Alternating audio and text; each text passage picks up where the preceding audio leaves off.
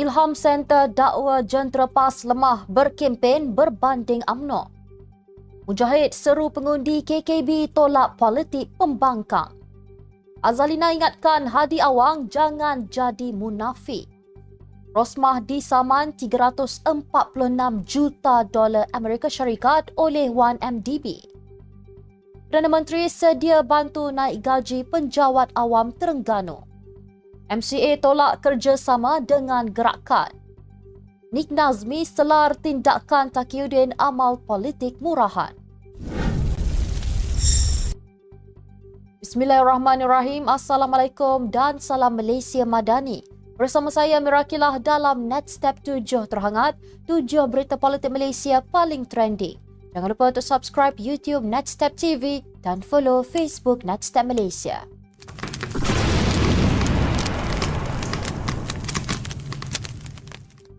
Ilham Center menerusi kenyataan mengenai pola pengundian dan prediksi pilihan raya kecil N6 Kuala Kubu Baru berkata PAS tidak memobilisasi jentera mereka secara bersungguh-sungguh sepanjang kempen pilihan raya kecil.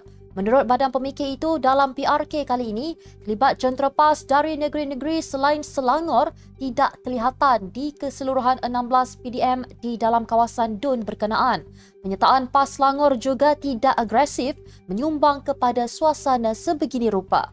Menurut kenyataan itu, isu YBPN tidak perform menjadi topik perbincangan pengundi, tetapi kempen calon lain tidak memanfaatkan isu ini ke khalayak lebih luas. Sementara itu, Ilham Center menyifatkan prestasi jentera BN terutama UMNO kelihatan lebih baik berbanding PRN tahun lalu. Jelasnya, UMNO seolah-olah menemui rentak dan membawa hujah yang lebih konstruktif meyakinkan pengundi putih mereka untuk menyokong calon PH kali ini. Timbalan Presiden Parti Amanah Negara Datuk Seri Dr. Mujahid Yusof menyeru pengundi Dewan Undangan Negeri Kuala Kubu Baru berikan kemenangan kepada Pakatan Harapan bagi pilihan raya kecil kali ini sebagai referendum kepada pembangkang bahawa politik yang dibawa mereka perlu ditolak.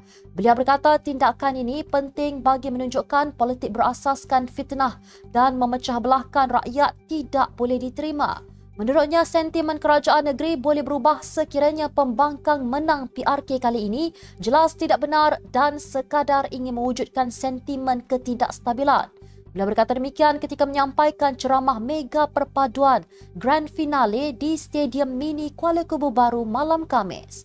PH mempertaruhkan calon wanita muda Pang Sok Tau untuk mempertahankan kerusi berkenaan. Suruhanjaya Pilihan Raya menetapkan tempoh berkempen selama 14 hari bermula selepas pengisytiharan calon yang bertanding pada 27 April lalu sehingga jam 11.59 malam 10 Mei.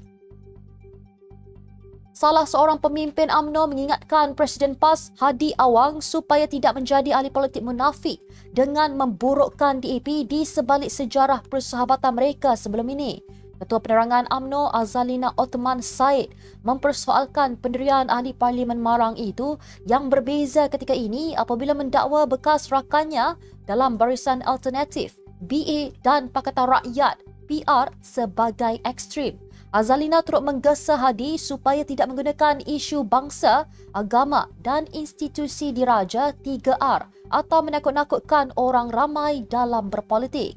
Semalam, Hadi mendakwa DAP yang lahir daripada PAP di Singapura adalah parti ekstrim dan melampau serta mahu merampas kuasa politik secara halus dan licik hingga boleh menyebabkan kekacauan di dalam negara. Hadi turut meminta pengundi supaya tidak merasa mudah tidak keluar menunaikan tanggungjawab sebagai pengundi kerana dibimbangi ia dimenangi parti salah.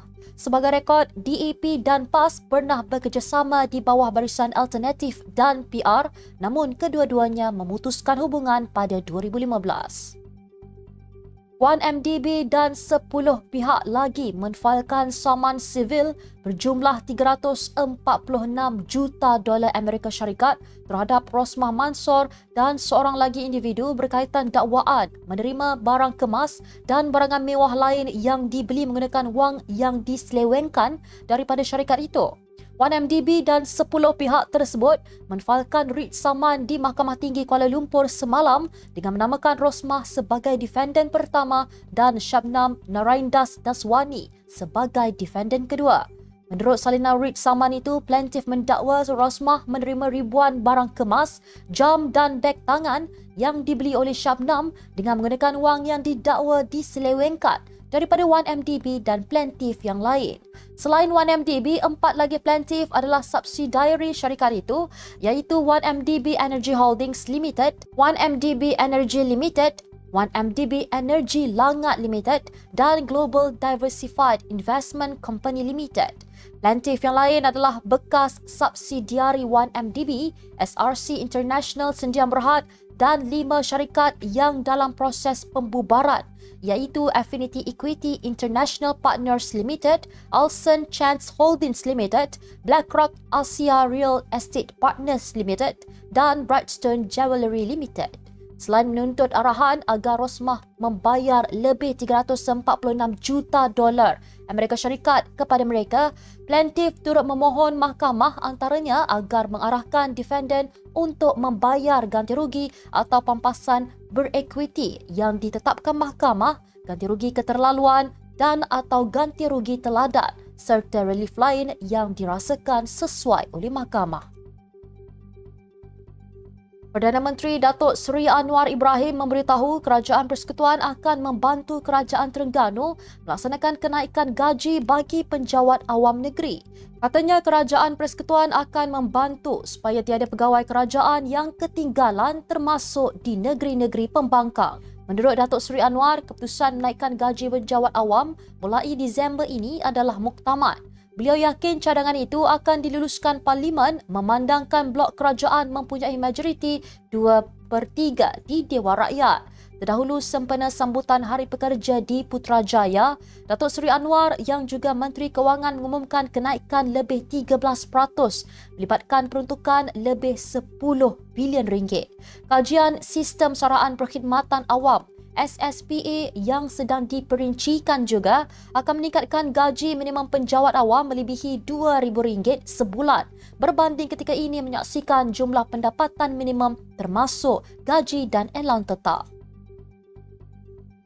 Ketua Penerangan Pemuda Niau Chu Siong menegaskan MCA masih bersama Barisan Nasional sekaligus menolak kerjasama semula dengan gerakan. Sebaliknya, beliau meminta Presiden Gerakan Dominic Lau untuk tidak meretakkan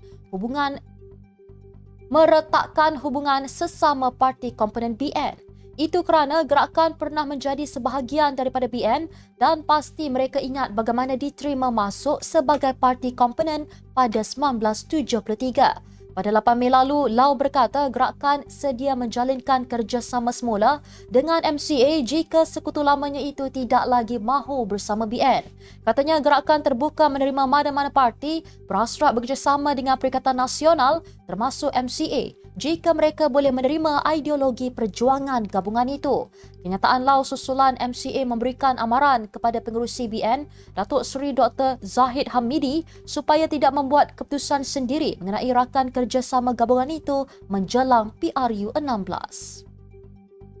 Naib Presiden PKR Nik Nazmi Nik Ahmad menasihati Setiausaha Agong PAS Datuk Seri Taqiyuddin Hassan supaya berhenti menggunakan politik murahan termasuk fitnah berkaitan Perdana Menteri Datuk Seri Anwar Ibrahim demi mendapatkan kepercayaan rakyat. Menteri Sumber Asli dan Kelestarian Alam itu berkata strategi politik murahan bagi meraih undi pada pilihan raya kecil Dewan Undangan Negeri Kuala Kubu Baru tidak memberi keuntungan kepada pengundi.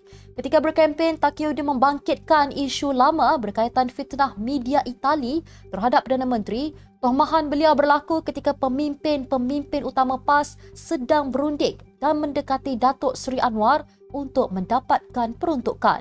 Beliau juga mencadangkan Taqiyuddin menceritakan tawaran-tawaran PN jika dipilih pada PRK kali ini ketika kempen di KKB berbanding menyebar fitnah itu. Nik Nazmi berkata, ahli Parlimen Kota Baru itu juga perlu sedar bahawa Datuk Seri Anwar merupakan sosok penting dalam sinergi politik yang telah membawa keuntungan besar kepada PAS sejak 1998. Beliau turut memetik nasihat bekas Menteri Besar Kelantan Allahyarham Tan Sri Nik Abdul Aziz Nikmat yang juga bekas Mursyidul Ampas supaya mana-mana pihak yang memperjuangkan Islam supaya tidak memalukan orang lain. Sementara itu, esok adalah hari penentuan untuk PRK berkenaan.